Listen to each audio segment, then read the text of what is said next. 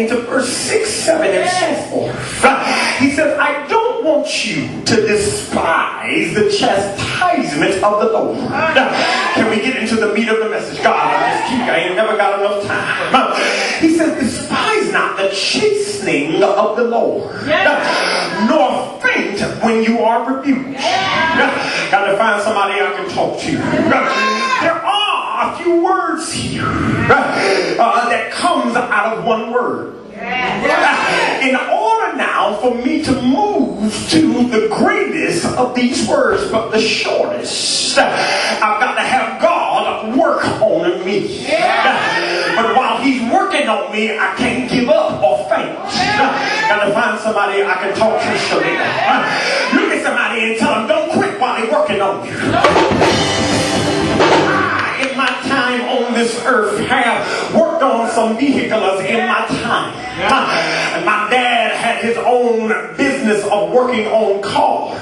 And he would bring cars into the yard, work on them for the people, and then send them out. But every now and then there were cars that would come in the driveway, and I would look at them and be like, oh no, we ain't working on that, Dad. That car right there is a lost cause. See, he said, well, we're going to try and do what we got to do to make it run, because they're looking to me to make this car run like it did before it got like it is now. I'm going to find somebody that can walk with me all the way. And there was this one car, was a Bonneville, a very nice car back in my day. The Bonneville, there was the larger model, not the little cute things you see now. No, it was a larger model made of real metal, so if you hit it, it hurt. When you hit one now, you can keep walking. But this particular model now was diesel engine. It wasn't your regular unleaded burning, but it was diesel. And diesel is built different from your regular engine. And Dad would work on that thing, and I would step back. I said, I'm not fooling with that. And then my grandfather, who raised my father to work on it, came out. Isn't it something now how somebody can raise you to do something, but the one who came out from the beginning is the one who's got to come out every now and then. Came out, spoke to my father and said, what's going on with it? Because the car would backfire, fire would fly up out from under the hood, and I'd be over by the rod. I said, y'all do your thing over there, Dad. Come over here and help. No, that's all right. I'm fine where I am. I don't like the fire shooting about the car. And he would work there, and when Granddad would come out, he would say, this is what you got to do. This right here is clogged, and this right here needs to be opened up. And he would work at that thing. And sometimes the way he was talking, I would say, how can my father put it? He's a grown man. He know what he's doing. He's been working on all these other cars before Granddaddy came out. But why are you going to let Granddaddy tell you like this? You went to school for this. You got all the books in the garage dealing with this diesel Bonneville. Granddaddy old school, he don't understand this like you understand it. But he would never open his mouth except to say yes sir or no sir. That hurt your feeling for all of y'all that yell what, huh? But not the masters. He says here now, I want you to see, well, when somebody that knows it better than you comes along, you can't quit when they are chastising you. He said, don't despise, don't hate when people tell you how to do what you're trying to do, even though you feel like you're old enough to know for yourself. Oh God, because every now and then you may have a little bit too much pride. But everybody in here has got to admit all of us need some help sometimes. God, I thought I had a real church that could hold it. Look at somebody and tell them I need a little help every now and then. He says, do not despise the chastening of the Lord. Don't faint when you are rebuked. I wonder how much have you avoided because you always listen to your leader. I wonder how many things have you been delivered from because you always listen to the voice of your leader. I wonder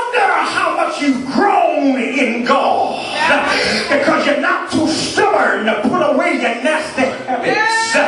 Get rid of your anger and your malice about somebody younger than you telling you about something that you think you know.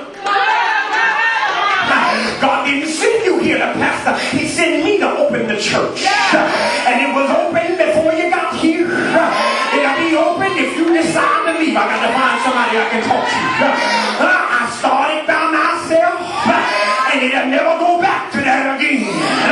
It'll always be somebody that wants truth. He says, don't quit because you are rebuked. If I'm going to make it, it's going to be because somebody knows that there's something better in me, but something wrong is in the way of the better me. And I need them to rebuke me to move the problem that's blocking the better me. If I'm going to come out as pure gold, then the impurities have got to stay in the fire. If you're going to get better, you got to stay in it till it's over. The process is long, and God, I got to get out of here. I will tell somebody I can take it. I can take it. Some of you have dealt with mental and physical abuse by people that you really thought loved you. Some of you have dealt with folk that promised you big things only to disappoint you. Some of you have dealt with people telling you that you're going to be something if you deal or listen to them, only to wake up in the morning with a broken heart. What it says here now is, how would you know I loved you? How do you know that you are my son except I chastise you? I read it to you. Read it again if you don't believe it. He says, what kind of God would I be if I did not chastise you as my son? If I did not scourge you when you came to me? You've heard it now. Many people act like they come to church, and when they come to God, it ain't nothing to do but say, God, I yield. He saved them, and they're all right. But the truth is, if God did not take you, then you ain't ready to go. There's some work that's got to be done. Y'all ain't gonna talk to me. Tell somebody and tell him he's working on me. He's working on me. I wish I could get through God working on me in a week. But there's so much wrong. I'm scared to admit it.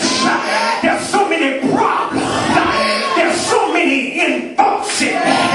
There's so many mistakes I made. There's so many errors that God has got to get out of me in order to make me better. Well, now, if I'm not your father, then I wouldn't do what I'm doing. Some of you now feel like God is wrong for where you are in your life. You feel as though God made a mistake. God, why did I have to go through this? God, why did I have to see? Why did I have to be married? Only to have my marriage go through so many changes. To the degree that I'm not in love, I'm just here for the children. Why did you take me through this? I wish I had a family like so-and-so that loved them, and the family supported them. Won't no fighting with the mama, won't no fighting with the brothers and sisters. God, why did you let me go through drinking and now my body's messed up? Why did you let me get hooked on nicotine? And now I wish I could sing your praises, but I can't hardly breathe. Why is it that I'm alone? I want to love somebody. I want to be with somebody that returns the love that I give thee. Why can't I find somebody that believes in true love like I believe? Why did I have to have so many broken relationships? Why did I have to have so many heartbreaks? Why have I been disappointed so many times in my life? Why did I have to be abandoned by Big Mama? Why did my mama abuse me? Why did I get raped? Why did y'all ain't gonna help me preach it, man? But he says here now, he said, what kind of father would I be if I didn't take you